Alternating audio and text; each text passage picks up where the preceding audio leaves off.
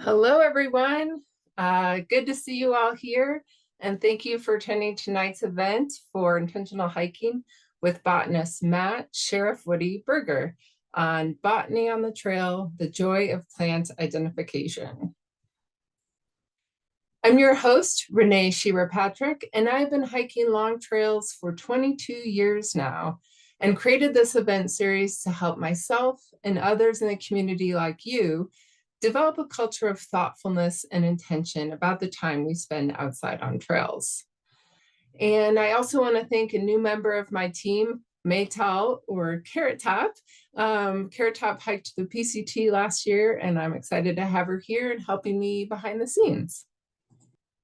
So each intentional hiking event is going to be focused on a theme. Those themes are do, learn, create, be, and a regional focus. So this one is a learn event, focused on learning more about identifying plants while we are hiking. And I'm bringing you all together through these events because I think we are together a powerful force for change. Beyond developing an intentional hiking practice in our own personal trail experiences, I think the impacts and influence of all of us and our individual actions can help influence the world around us. If all of us cultivate our relationship with the trails and the environment by using our own individual passions, skills, and interests, maybe connections will be made at this event and beyond that will lead to new businesses, organizations, or collaborations. So in effect, I started this event series to convene the hiking community and empower action. To tell you the truth, I've never been that interested in plant identification. So this is probably the wrong audience to admit that to, but historically, I walk along a trail, I enjoy the colors and the textures of the plants I'm seeing, but it's never really been a priority to stop, identify, and know what I was looking at. I do want to change that. I want to be more in tune with the biotic life around me, especially in learning more about plant medicines, about foraging, and recognizing the incredible interconnectedness and relationships in the world around me as I hike. So speaking of interconnectedness in the world around us in nature, a few years ago, I heard about underground fungal networks that grow around the roots of individual plants and connect them together into a communication network. That really blew my mind. I encourage you to look up ecologist Susan Simard's work and writing on the topic. So I'm reading her book, The Mother Tree, right now, and it's really interesting. And a few other books that I've read and really enjoyed on the theme of interconnectedness in nature is Braiding Sweetgrass by Robin Wall Kimmerer. And then The Overstory, which is a fiction book, The Overstory by Richard Powers, is another fabulous book that sort of helps you think beyond the one plant you're seeing and sort of recognize that as part of a whole, we're all connected in these ways. So now I know Matt is not here to talk about how plants communicate with the rest of the ecosystem, but what I hope this event and our conversation today will prompt is a desire to explore our curiosity when we are in nature, and a reminder to take the tools as a way of access that information while we're out and hiking. The machines we carry in our pockets have become incredibly indispensable on many of our outdoor adventures and can be wonderful companions in this pursuit. Apps like iNaturalist, which I know Matt uses and we'll talk about. So iNaturalist makes identification and discovery an easy and engaging way of exploring that curiosity. And those of you who donated during registration, we will be giving a portion of those proceeds to iNaturalist. So thank you if you contributed today. So, and a little bit more of that, each of my guests that I have on intentional hiking can choose a nonprofit to donate to, or if they represent a nonprofit, I will donate to that organization. So it is important to me that these events have an element of generosity in supporting organizations that, make our lives better while we're on trail. So with that, I want to get into the heart of the event. I wanted to feature Matt on intentional hiking after following him on Instagram a while now and watching him share gorgeous photos of the plants he identifies on there.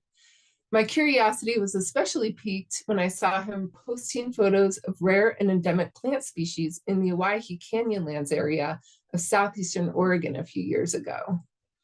For those of you who aren't familiar with the Owyhee, it's an incredible geological region in the high desert portion of the state, and a highlight of the trail that I've been managing for the last 8 years, the Oregon Desert Trail. The organization that developed the Oregon Desert Trail, ONDA, or the Oregon Natural Desert Association, even developed an independent volunteer monitoring project using iNaturalist to capture sightings of sensitive plants in the region, and some of the very ones that Matt had been documenting on his own.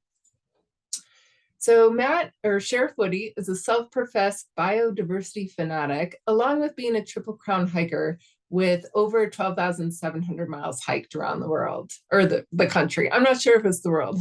They can let us know. Last year, he explored just about every state west of the Mississippi and much of the Southeast in search of botanical treasures. He's also published several webinar series with Backcountry Press, and I know he'll mention those as well. One is the Botany Road Trip, a 3-part webinar series focused on a plant-centric road trip. And then there's a 5-part webinar series called Botanical Tales of the Pacific Crest Trail, where he shares extraordinary and everyday plants along the trail. So with that, let's bring Matt up to have him share more about his stoke for botany. Matt, welcome.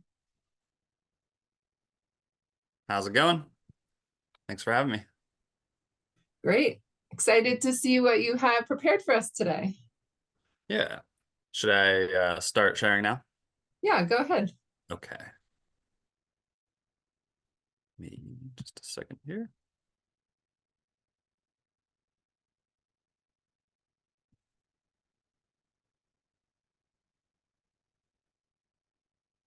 Okay. Can everybody see it? Okay. So I'm just going to give a little presentation here about botany on the trail. It's something that I really, really enjoy doing. It's kind of the main focus of a lot of my thru hikes, other than just hiking itself. And I get a really kick out of trying to find as many different plant species as possible. So this is just going to kind of talk about resources on how to identify plants when you're in the field on the trail, and also after, and a way to organize plants, and also kind of like looking a little bit closer at landscape level plant communities and kind of getting an idea of what to look for, and what to be curious about to try and identify different plants. So just a little quick background about me. Brene just talked about this a little bit, but I did the Appalachian Trail back in 2012, the Pacific Crest Trail in 2014, and then again in 2019, and then Continental Divide Trail in 17. And then I've hiked some smaller little routes and trails throughout the Great Basin and Arizona. The Western US is kind of my main place that I like looking at plants. But anyway, on all these trips, I was focused on looking at plants, except maybe the Appalachian Trail. I hadn't been quite that into plants yet at that point. I was kind of more into fungus and insects and just kind of nature in general still, but the idea is the same. So first I wanted to go over some resources that you can use while you're hiking to identify plant species. iNaturalist, which has been mentioned, I think is the best resource because it works everywhere in the world. You can filter by state, you can filter by a county in that state, you can filter by a national park or some other, area that can be geo-referenced. And then there's the Jepson manual if you're hiking in California, say you're hiking the Pacific Crest Trail, and that's kind of more a technical guide that talks about little tiny details and keys and things like that. And then there's some really nice apps that are really easy to use, really user-friendly, and they have pretty much an app for every single state in the US. So first I was going to talk about iNaturalist. A lot of you are probably familiar with it already. Or if you're familiar with using Seek, Seek uses the same AI identifying technology as iNaturalist. It's just more of a identify a plant rather than this big database. But you can use it on your phone. You can use it on your laptop. This is what it looks like if you're using on your laptop. It's a lot easier to navigate. So this is something that you'd probably do either before hiking the trail if you wanted to look up plants in an area before you went, or after the trail if you wanted to try and find out what kind of tree that was that you saw. You saw some kind of conifer. You couldn't quite tell. You could type in conifers into the plant search, and then say you saw it in Oregon, and it would pop up every conifer species in Oregon. You'd see there'd be like maybe like 25. I don't know exactly how many there are, but it would tell you what you are. And then you can go into a grid search, and then it'll show you all the plants in that genus. And you'd be like, oh yeah, this is definitely that conifer that I saw. That's cool. I didn't know that. And then you can click on it and it'll tell you when it blooms, where it grows. It'll show you a range map. Um, and you can look at everybody else's observations, what time of year people were seeing it. A tree you're going to see all year round, but say it's a little annual wildflower, like something like this, it might only be out for a couple months out of the year. So it's a really, really good resource. And I was just using Death Valley as an example. So like you could type in Death Valley as a region that you want to look for the plants. And if you do that, not everything has something that you can search that easily. All the counties are pretty good. I don't think that there's a Pacific Crest Trail specific region yet. There might be actually. Um, but it's a nice, easy way to look at plants just in a specific area. And then another thing that's really, really nice about it is you can just use it as a massive database of all the plants or animals or any living thing that you've ever seen. So I've been using it for years. And then these are all filtered just for plants that I've seen in the US. So say I want to know exactly how many plant species I've seen in the US. You can search that. Or you can say, I want to know all the plants that I saw when I hiked the Pacific Crest Trail. And then you can just filter by the date that you were hiking. And then you can see all the plant locations that popped up while you were hiking. So this is when I hiked it in 2019. And I didn't do the Sierra Nevada that year because I had already done it before and it was a really heavy snow year and there wasn't going to be plants anyway. Um, but you can search it by plants. You can search it by a specific genus of plant, like say you like wild buckwheats, Eriogonum.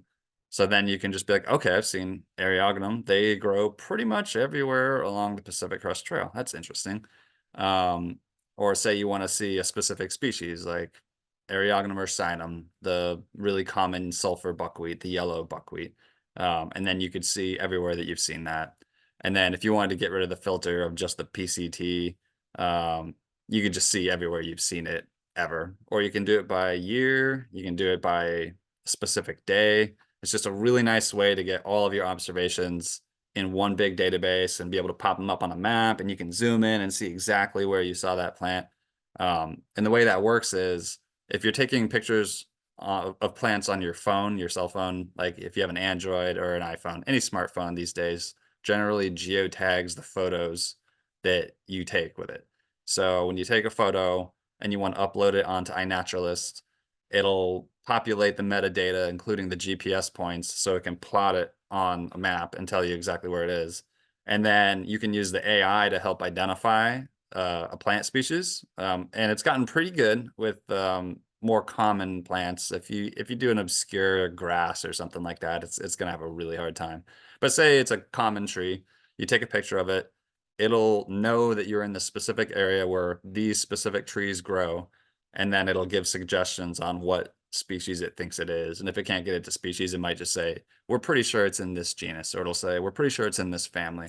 So that's a nice, easy way to do it. I mean, it's kind of, if you're trying to learn how to identify families, it's kind of cheating, I guess, but it can be really convenient and it'll help you get an idea of what families look like. So very, very useful tool. And then if you're hiking in California, say, the Jepson manual is kind of the Bible for plant identification. It has every single plant in California, up to, however recently the next update was. And it's got keys. So if you want to get really technical, say you want to know about Mormon tea, there's a bunch of different species of Mormon tea in California, and then you can go through the dichotomous key and figure out which species it is. And they have little plates that show. They don't have illustrations for every single plant, so that can be kind of difficult. And this is a pretty large book. This is not something that most people would want to hike the trail with, but there is a digital version if you have a Kindle, or I'm not sure what other apps could probably pull it up on, but I use it on my phone and I just downloaded it. It's like the same price or maybe a little bit cheaper than the actual book. And it's interactive, so you can click on, say you want to see this a Fed road, pop it up and tell you everything about it. So really nice and useful. It's a little buggy. It's not super um, streamlined the way that it works, but it's still very useful, especially if you want to get really technical and key things out. If you want to be not so technical, and just kind of get an idea of what plants are found in a state, or I think you might be able to filter by a specific area in a state. There's these wildflower apps, and there's one for every single state as far as I know. And I don't know who makes them. They're just called like Wildflowers of Montana, Wildflowers of California, Wildflowers of Virginia. And they're really, really nice because it has most of the plants in that state. Like here's almost 3,000 species of plants. And you just download this before you go hiking if you're going to be in Montana, say, on the Continental Divide Trail. And then you can filter, be like, okay, I found this cool plant. I don't know what it is, but it had yellow flowers. It had 4 petals, and its leaves were opposite, meaning they're kind of like touching each other versus being offset. Um, and so that kind of just like, it's sort of like a dichotomous key. And then you can quickly like get an idea of here's a list of a few plants that might have been.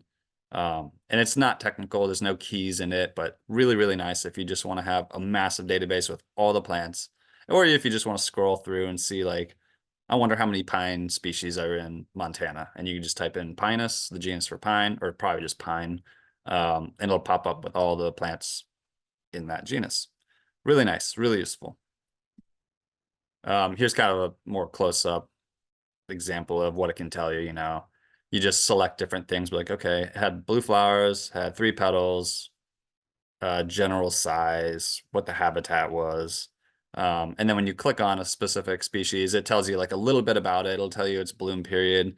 And then all these dots, I think, are herbarium records of where that plant has been collected. So Lewisia rediviva is bitterroot. It's what the Bitterroot Mountains up in Montana get their name from.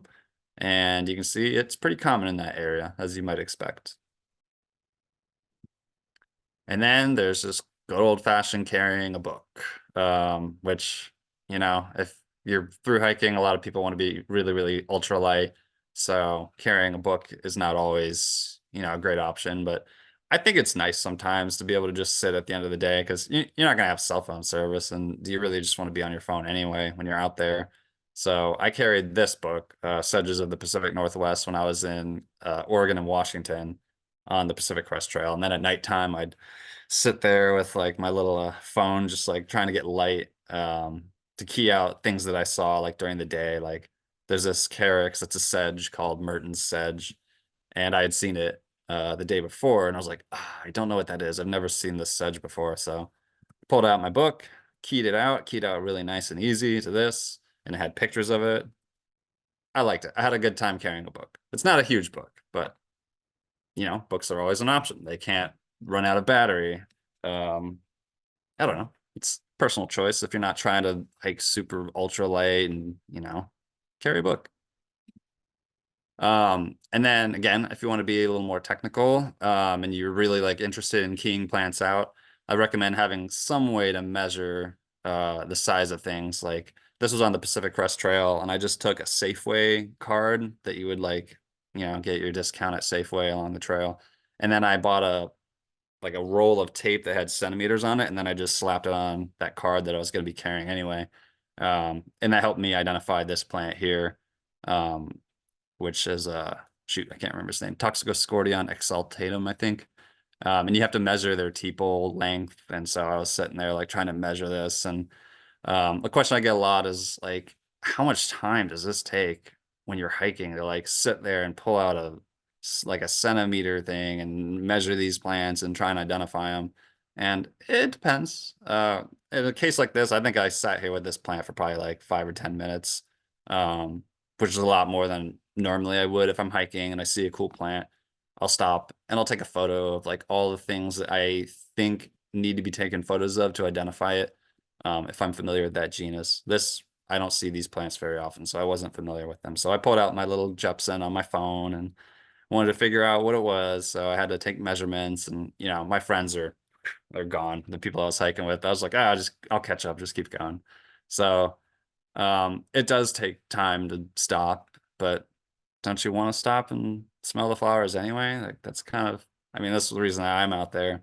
And I would catch up with them, at the end of the day, or they'd take a break at a water source, pumping water, filtering water. So, you know, it's not a hindrance really, at least for me. Like I'm sure like I'll lose a mile or two a day that I could have hiked farther. But then you're also getting a break, you're getting a rest. So worth it. And then another thing, just like it's easy. There's a thing in the botany world where we just call plant blindness, where people just kind of they see plants, they see them there, and they appreciate them even. Um, but like this is right on the Pacific Crest Trail, and it was like a sandy hillside near Walker Pass, just covered in tiny little wildflowers, just like absolutely covered. Most people probably be like, "That's pretty nice. I like that. That's nice." But I was like, oh, I gotta take a closer look at this. And when I did, you can like from far away, it just looks like a lot of little white flowers, but you get close and there are a lot of little white flowers, but then there's pink flowers and then there's yellow flowers. You got Eriophyllum pringlei. This is Linanthus perryi and Nama densa, I believe. Some Mentzelia right here. Um, that's probably a Gilia or something like that. But when I was sitting here kneeling and like looking through all these plants, I saw the white pygmy poppy, which is a really rare plant in California. It only exists in California. And it was just mixed in with all these other plants. And if you just had walked by, you would never have seen this plant. These grow maybe like 3 centimeters, like an inch and a half, 2 inches tall max. Like they can be much, much smaller. Like this one here was definitely under a centimeter. So there's a lot of cool, like rare things hiding amongst other things, and you would never notice unless you actually stopped. And I had to kneel down. I was like on my knees, like looking at stuff, and people are just like walking past me and like, oh, there he goes again. He's doing the plant thing. But also you call them in, and because people are usually curious what you're doing. And the people that I was hiking with knew that I did this, so they just keep going. But other people will come up and you'd be like, "What are you looking at?" And be like, I'm like, "Come here, look, look, look! You got to see this." And they would look down and be like, "See that little tiny? That's a poppy. It's a tiny little poppy." And my friend that was there when I was finding was like, "Oh yeah, that is cool. It's a poppy? No, poppies are like, big showy orange things." It's like, well, yeah, most of them are, but there's these little tiny hidden things you gotta look at a little bit closer. Um, and then here was another example. This blew my mind. This is a really common lupine. It's Lupinus concinus, the Bajada lupine.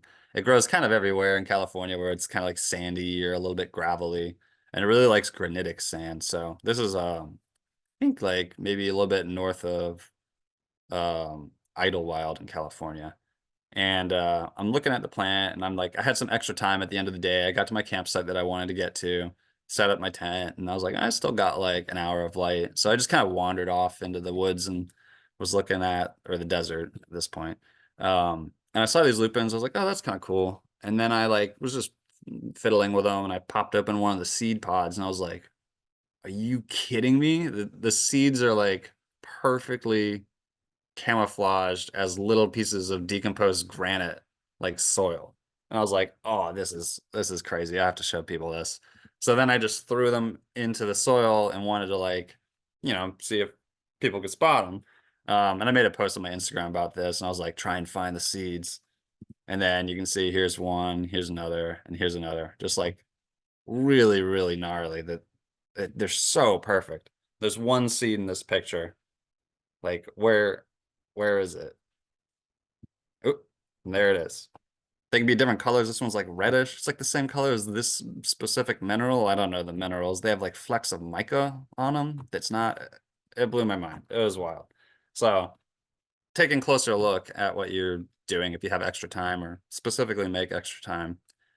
Um, and then also you could set specific goals for yourself for things that you want to see. Say, I really like grasses and sedges. Most people couldn't care less, or they might appreciate them, but they're not going to try and identify them to a specific species of sedge. Like, I get it. there's more charismatic plants out there, like ferns. Some people really, really like ferns.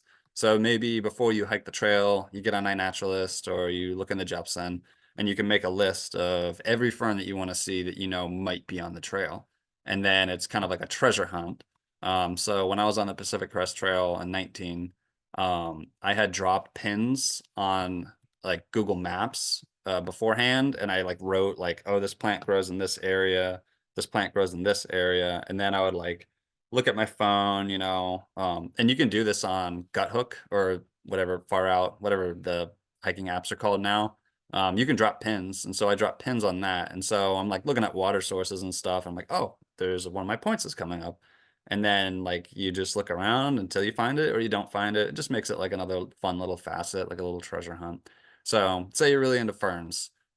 This fern right here, the Shasta maidenhair, is only found in a tiny little area in Northern California, kind of south of Mount Shasta, in Shasta County. And it grows usually around limestone, but not always. And it's got these really like rhomboid looking pinnae, they call them, like the little leaves of a fern. So you could just make a list of all the ferns you want to see. Or maybe you're really into Mariposa lilies. Understandable. They're really cool. Big, showy plant. Smell good, look good, cool. This one, the sagebrush Mariposa lily, you're only going to see it kind of in Northern California near Hat Creek Rim. So it's one of those things. If these are what you want to find, you can look them up. California has a lot of Mariposa lilies. I think they had at least 50 species. And you'd see a dozen, maybe 2 dozen on the trail. So say you wanted to make a list of all the Mariposa lilies you want to see. You can go to iNaturalist, look up Mariposa lilies, and then on iNaturalist too, it'll show you the locations of them if they're not rare. Rare plants automatically get obscured. This is not a rare plant in California, so you could go on iNaturalist and see where somebody saw this, and then you can copy the GPS coordinates. You can put them into your Google Maps, or you can put it into your Guthook app. And then once you start getting close to it, you can be like, oh, it's coming up. And then it should be pretty accurate if you're in the right area at the right time of year for it to be blooming. Really high likelihood that you'll find it. Maybe you're obsessed with conifers. A lot of people like conifers. There's the book Conifer Country that was mentioned, I saw in the comments there. And this is one of the really interesting conifers on the Pacific Crest Trail. It grows only in the Klamath Range. It's the brewer spruce. It's really, really unique. You can't confuse it with anything else. It's got these kind of weeping branches. And like you can just remind yourself every now and then, like, okay, there's this conifer, only grows in the Klamath Range. I should keep an eye out for it. Maybe you're really into oaks. One of my friends is really, really getting into oaks. There's a really strange oak that only grows in the Klamath as well, this deer oak. Its closest living relative lives in Turkey, not nearby at all. So that's an interesting thing to keep an eye out for if you're into oaks, or, pick something that you want. Maybe you just like all plants and you just want to see all plants.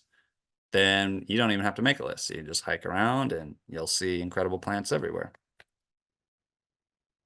Then there's weird local endemic plants that maybe you've never heard of. I had never heard of this thing. I was hiking in 2019. I saw this big flowering thing in Oregon and Washington a few times, usually in like subalpine forests along the trail. And I was like, I have no clue what this thing is. I know it's an aster because I can see that it's got lots of little flowers in little clusters. But I have no idea what this thing is. So as soon as I got to town, I got service. I was like, what the hell is this? What the hell is this? And I was looking up all the asters in that area. And then finally it popped up. It's this thing called Rainiera stricta, named after Mount Rainier, because it only grows kind of around Mount Rainier and some of the other Cascade volcanoes. So really interesting. No idea that this thing existed.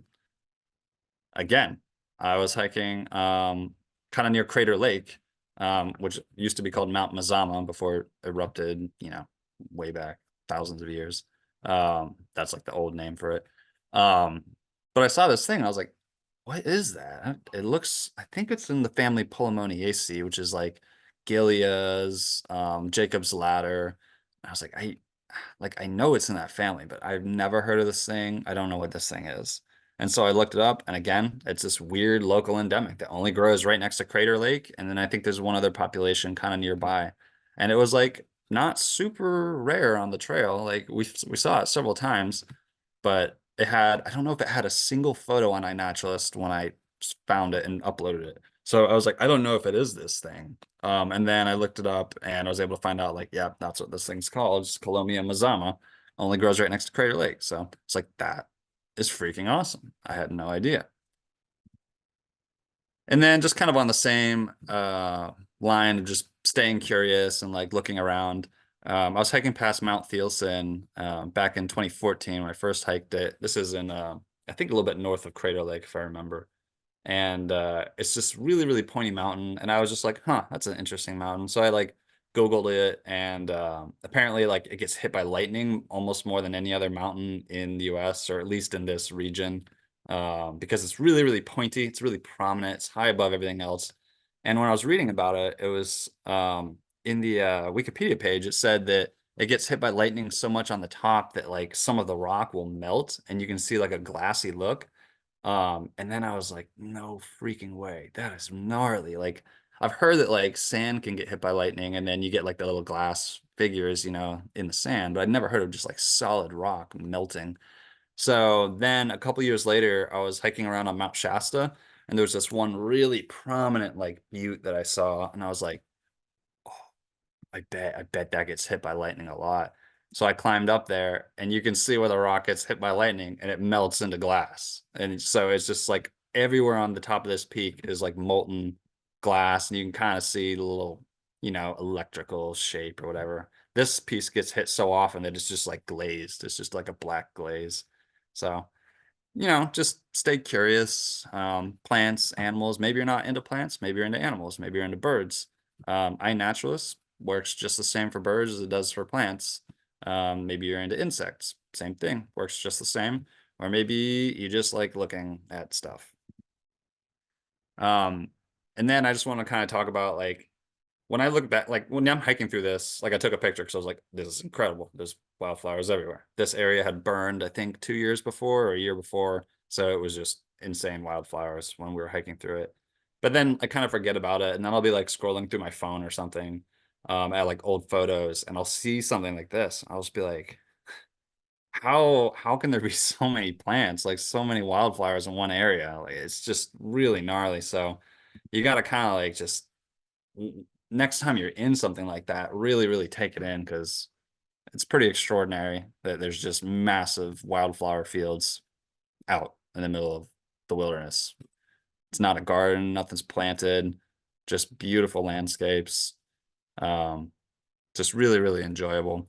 So when you're hiking, just, you know, look around, make sure that like you kind of take it all in. You can look on the little scale, like the little tiny plants. You can look on this massive scale where you have like a big landscape covered in wildflowers and conifers and things like that. Um, this was up in I think near Goat Rocks Wilderness.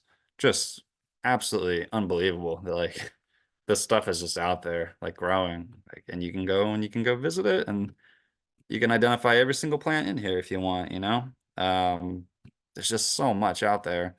Um, yeah. And then this is kind of a something that you'll get a hand of if you get really good at identifying plants in the future. You'll notice weird, especially if you hike multiple trails, like you hike the Appalachian Trail and you've hiked the Pacific Crest Trail and the CDT. You'll notice weird similarities in some of the flora on some of those trails. Like this is Calycanthus occidentalis, only grows on the West Coast, or the Western states anyway, California. It might make it into Oregon. Um, and then here's another species. It's the only other species in the Western Hemisphere, and it grows in the Southern Appalachian Mountains, and they look the same, and they don't grow anywhere near each other. So they have a 2,000 miles where these plants, this genus, does not exist, and then they look like the same. It's so gnarly to me that like at some point they dispersed all the way over there, and then there's some in China too. So go figure. Again, here's this Sierra laurel. This grows all over kind of Northern California in the Sierra. And then here's another plant, the exact same genus, looks pretty similar. This grows in the Southern Appalachian Mountains. Pretty wild. So you'll kind of start to get an idea of what plants look like. These plants are in the Ericaceae, the blueberry family, which is pretty well known. It's like your rhododendrons, cranberries, huckleberries, blueberries. And they very, very often have these little urn-shaped flowers. They're usually white or kind of pinkish. So like you just kind of pick up on like, oh, this looks like that other plant. So like I'd never seen this thing before. I actually saw this plant first. So when I saw this, I was like, what is that? I know it's in the Ericaceae. It's got the little urn-shaped flowers. And then you get out your wildflower app and you finally figure out what it is, like leucothoe. I've seen that before. And then you look and it's in California too. And same thing, 2,000 miles, they don't grow anywhere in between. That's where they are now. They might have had ancestors that lived in the center of the country millions of years ago, and then they got separated. Maybe there was a super long distance dispersal event. Not very likely, but maybe. And you just kind of like, I don't know, you just kind of go down a rabbit hole of that's cool. Here it is again. This is on the Pacific Crest Trail. This is on the Continental Divide Trail. And then on the right, this is from the Appalachian Trail. These are all clearly similar plants that grow all over. I mean, this genus is everywhere. They're in New Zealand and Asia and Europe. Um, but it's just one of those things. You'd be like, okay, once you learn this plant on the Pacific Crest Trail, you're like, oh, that thing is the lady's tresses orchid. And then you see it something that you're like, oh, that's really similar, but it's not quite the same as that. You're like, it's got to be that same thing, though. It's got to be a lady's tresses. And then you see it again, you're like, got to be a lady's tresses. And then you just kind of like, you start to get an eye for the genera that you see over and over, even in different parts of the world. So you can go to like I said, like in Tasmania, there's a spiranthes that grows there, lady's tresses. So you could be walking around in Tasmania and see a plant that looks just like this. They have kind of pink flowers there, and you just immediately be like, that's a spiranthes. I know it. These things just, I don't know. It's cool. Again, Angelica. This is Pacific Crest Trail. This is Continental Divide Trail. This is the Appalachian Trail. It's a big carrot thingy. It's in the carrot family, Apiaceae. They got these big umbel flowers. That's really unique to this family, and Aureliaceae, which is a related family. But then they have these ferny leaves, got the ferny leaves, got the ferny leaves. And you can just be like, okay, even if I don't know that this is in the genus Angelica, you can be like, this is definitely in the carrot family. This is definitely Apiaceae. And then that makes it really easy to look up later because you've seen Apiaceae before. You go, say you saw this on the Pacific Crest Trail, you're on the Continental Divide Trail, you're like, I know it's Apiaceae.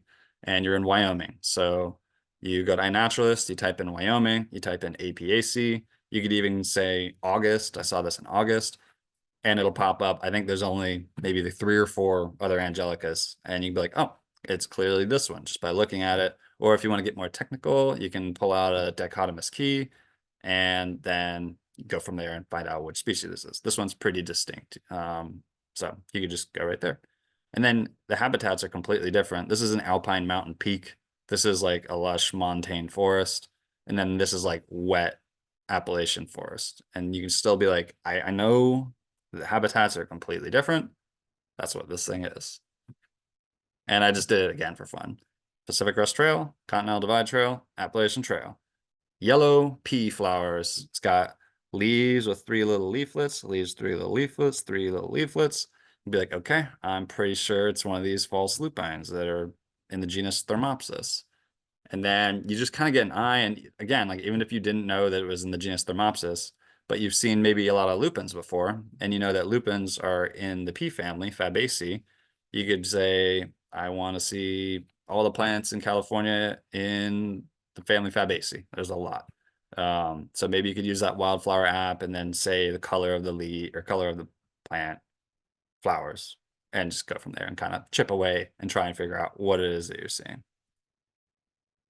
And then I just kind of wanted to share like, I mean, a lot of you are hikers, are familiar with long distance hiking or just hiking in general. And like some days, like it's hard and it's not super fun to do the hike. It's raining or something. Some days you're just like in this mood. And this is one of the days I was just in this mood where I was like, this is perfect. Like I'm out in like the Mojave Desert, the high Mojave. It's so comfortable and cozy. I'm here with like some of my best friends that I've met on this trail. And, you know, you're just cowboy camping out in the middle of nowhere and just being like, this is pretty sweet. I'm having a really good time. And sharing your adventure with people is fun. I like to share it, you know, being there with people. I like hiking with people. I mean, we hike, by ourselves most of the day, but in areas like this where it's so epic at Goat Rocks Wilderness, you gotta like take pictures of each other and everything. But sharing, your knowledge with people and other people share their knowledge with you. Um, like my friend Chef here, who's getting his photo taken, he's a mailman from Canada, so we learned all about like funny cuss words and French and other. But I taught him about plants, and he was getting really into some of the plants, which was fun. Um, and yeah, just like it was, very, very like spiritual experience, like hiking around just this unbelievable landscapes, just nonstop new plants every single day. Nothing gets old. Like it's never the same. Every single day, different plants. And just more pictures of fun times with friends up on Mount Whitney, up on Muir Hut. And then yeah, this was already mentioned, but if uh, you're not tired of me rambling already, you can listen to me ramble on the Botanical Tales of the Pacific Crest Trail. I did a section for the California section of the PCT, the Sierra, a different one for Northern California, different one for Oregon, different one for Washington, and they're really, really long. So if you want to hear me talk about plants for, I mean, combined is probably like 6 hours of me talking about plants or 7 hours. But I showcase that like probably 1,000 species in it. So if you just want to see a ton of plant species, you can go here and watch me ramble about plants specifically of the Pacific Crest Trail. And that with that, I'll take questions. If you want to follow me on Instagram, I'm pretty active on there. Not so much in the wintertime because I'm not really seeing any plants this time of year. I'm in Ohio and it's freezing cold and brown and dead and gray and rainy and snowy. So follow me on Instagram if you'd like to, and that's it. Thank you so much, Matt. Really impressive, especially the seeing plants on similarities between all three trails. I think that perspective is something that folks that aren't through hikers might not have. So very cool.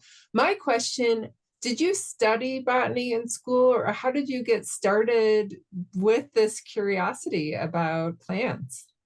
Yeah, so I did my undergraduate in horticulture, which sounds like it's botany, but it's not really botany. It's like it's the same kind of branch of learning about plants, but it's more of just the mass production of plants to sell, or um, yeah, horticulture is growing plants to sell because that's what I really like doing at that point in my life.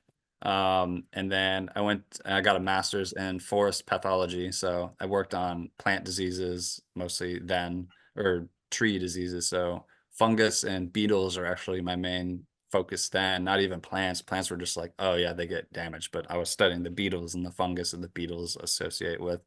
So most of the purely botany things like identifying is just from going on iNaturalist or reading books or just hiking around and taking pictures of everything and then just trying to figure out what all the photos I took were of. When I hiked the PCT in 2014, I made it a goal for myself just to take a picture of every single plant that looked like it was a different species. So I had all these plants. I didn't know any of them because I'm from the East Coast. So I didn't know about them, but I learned a little bit.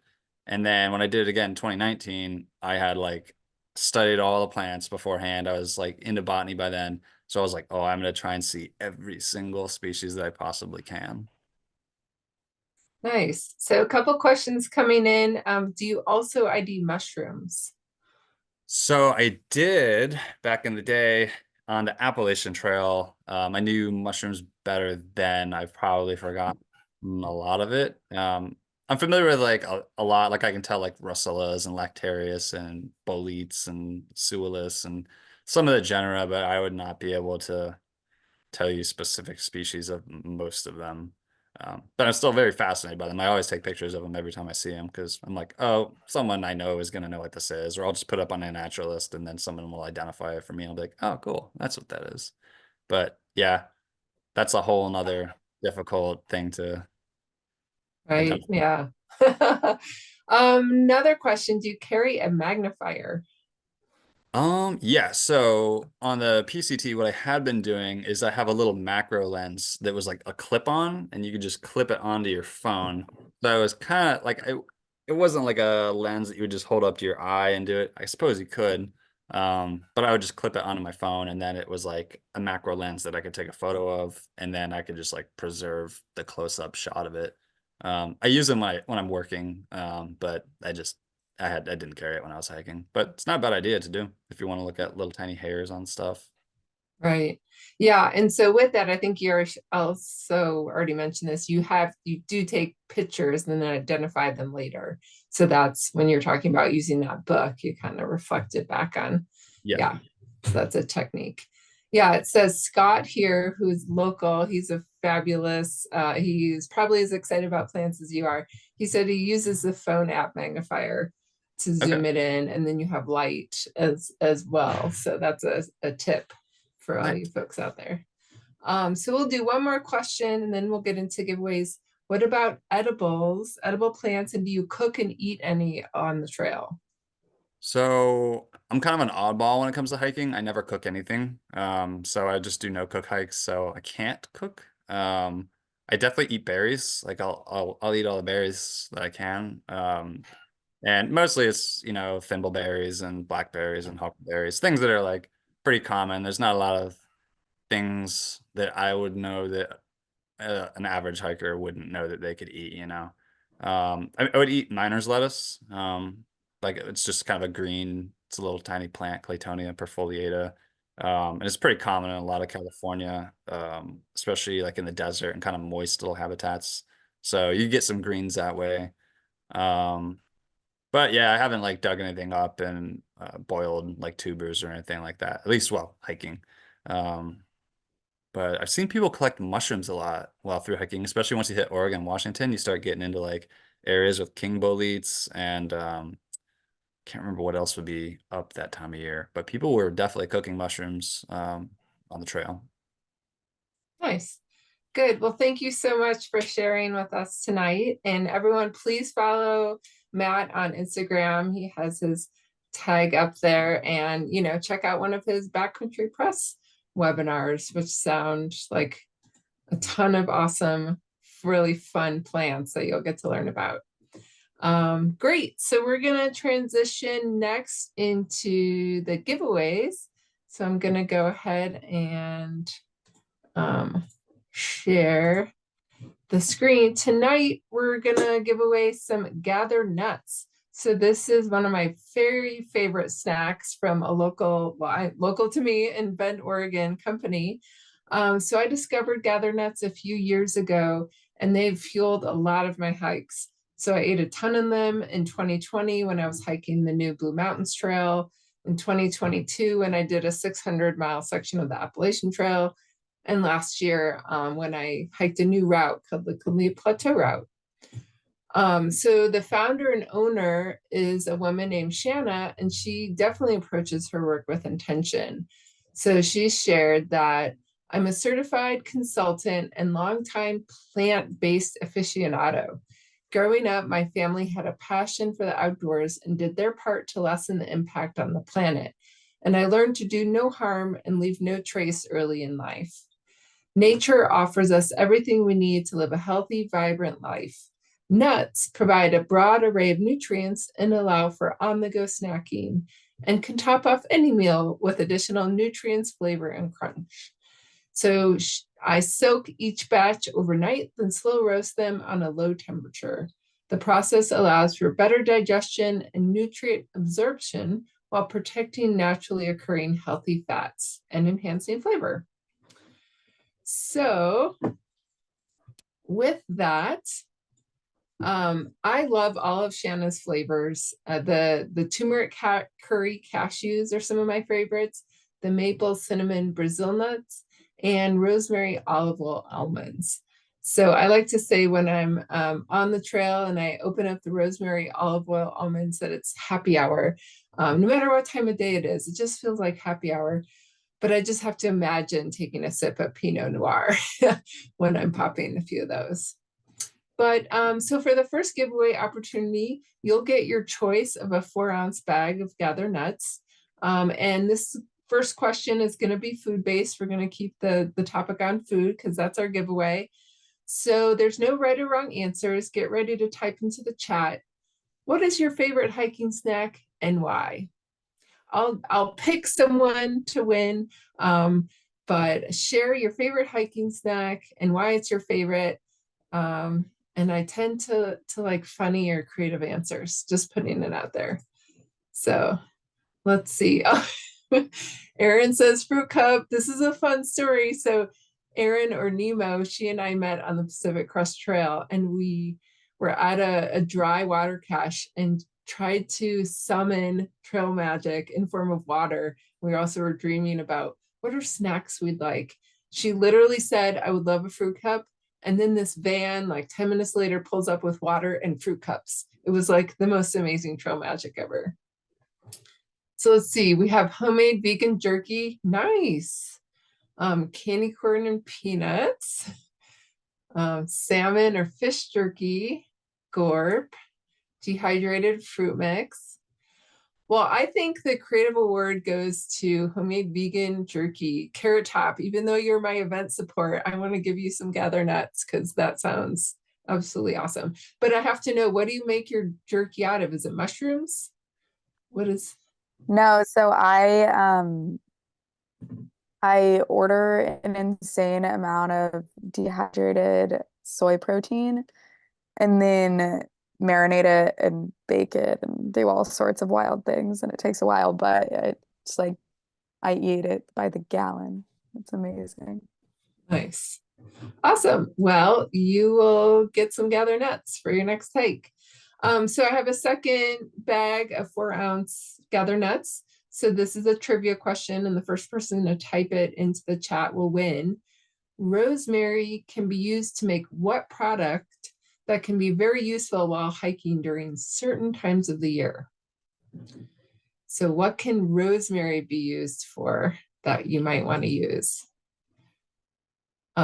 Suzanne, bug spray, you're right, it's insect repellent. So Suzanne, you win gather nuts, a bag, and I will highly recommend the rosemary. But Scott, I'm sure you're right, Scott, hair oil and shampoo, I trust you on that one.